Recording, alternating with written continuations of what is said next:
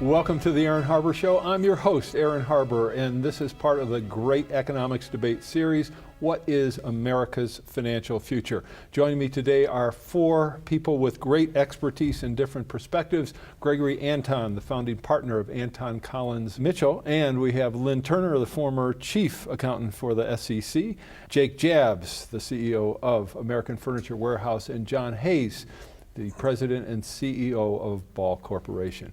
All right, I'm going to jump right back into things, gentlemen, because we're trying to figure out what's going on in Washington. I want to first set the context, though, because some of the numbers that you're familiar with, Greg, I'd like you to talk about. And also, and we have on the screen a website people can go to, because you also have a great video presentation that I think everybody in this country should take a look at. But talk about the context and some of the numbers.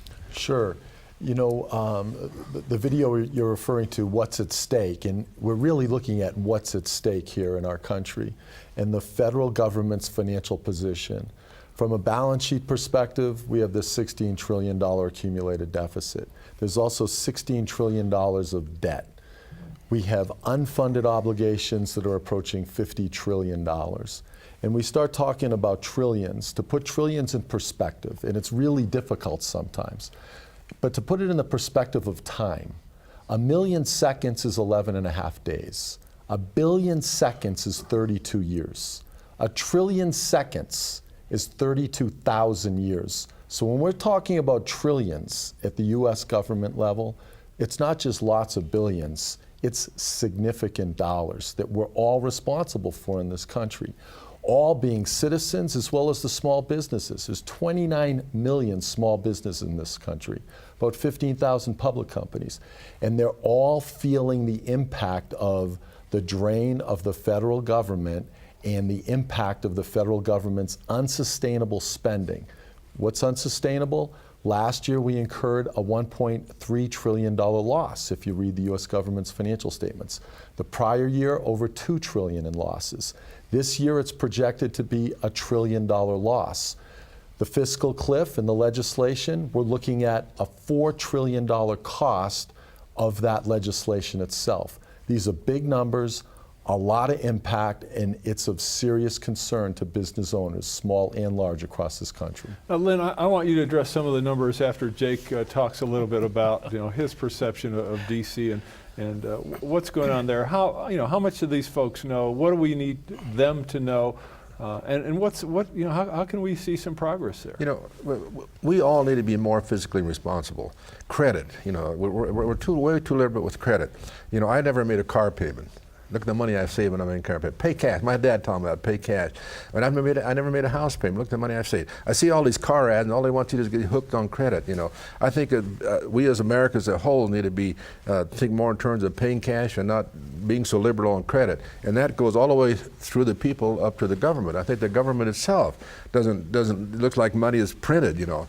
I actually have it. I have in my briefcase actually $100 trillion in Boswell note that's worth nothing. I also have a genuine mark that's a 5 million mark that's worth $10 because of inflation and money becoming more worthless. That's really what's going to happen the way we're going. Money becomes worthless.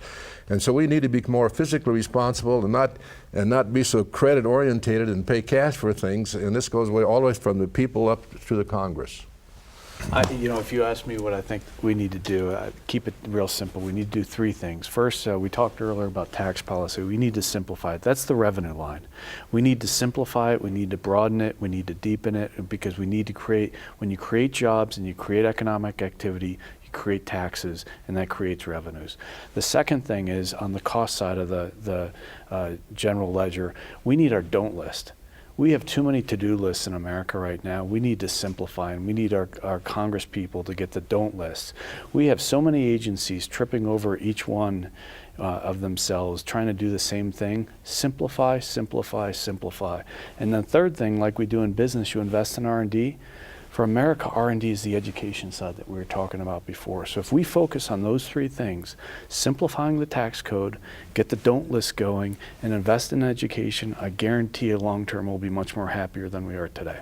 One of the things I don't understand is why Republicans and Democrats can't get together on the issue of tax reform. it strikes me that if you have Democrats and Republicans looking at the concept of simplifying the tax code, I've been a long proponent of a flat tax. I know that might hurt Greg's business, but the idea, when you look at the cost of compliance with our tax code, I mean, and Greg, you may have more accurate numbers. I mean, when Hank Brown was on the show, he claimed it was roughly $450 billion annually, and I don't know if how accurate that is, but clearly the burden of simply compliance with a 60 or 70,000 page tax code is extraordinary. So why not simplify it? Why not go to a flat tax?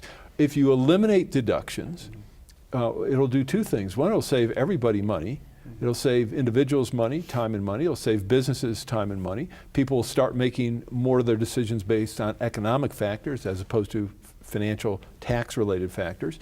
And I would think it would generate, I mean, it's one way to generate more revenue. So instead of raising tax rates, why not simply eliminate some, if not all, deductions? I mean, Lynn, does that make sense or not? And why can't Democrats get as excited about that as some Republicans? Well, I'm a staunch Democrat, proud to be so, but you know, I must say I get excited about that too. I'm a fan of a flat tax.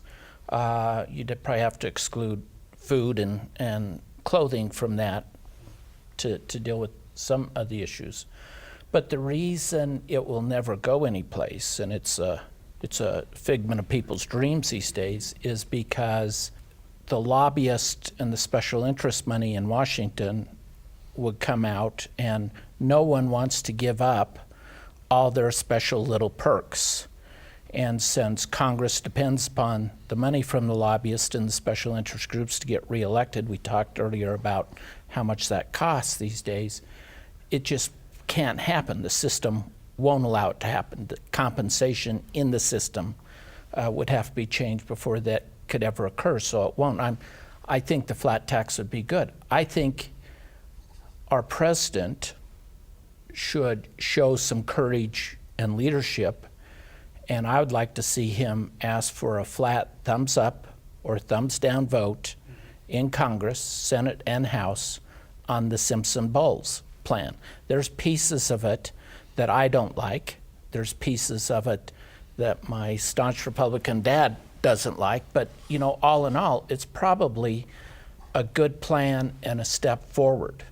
And that's what we need, is that type of leadership. We need people willing to take that bold step, because the numbers that we're talking about are so big these days that unless we do something now, 10 years down the road, we might be over a cliff with no rope to get us back. All right, and when we come back, we're going to take a quick break. I want to talk about what happens if we don't do anything. All right, we'll be right back with our 4 experts. There's more of the Aaron Harber Show after this. Coming up next. If we were to go over the cliff, I think the Chinese would almost immediately start to demand a higher interest rate. Now all of a sudden, we've just shot off 5 of our 10 toes.